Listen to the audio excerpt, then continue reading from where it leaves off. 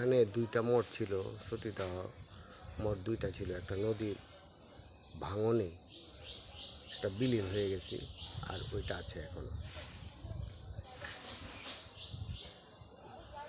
এই মঠটা ছিল ছোট মঠ, যেটা বিলীন হয়ে গেছে নদীতে। আর এটাও জরাজীর্ণ একটি বট গাছ তার ঘিরে ধরেছে।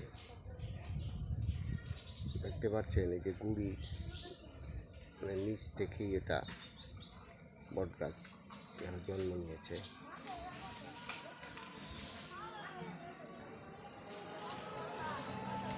1800 শতক থেকে এটা এখনো এখানে দাঁড়িয়ে আছে। কাত হয়ে গেছে, তবু এটা দাঁড়িয়ে আছে কালের সাক্ষী হয়ে।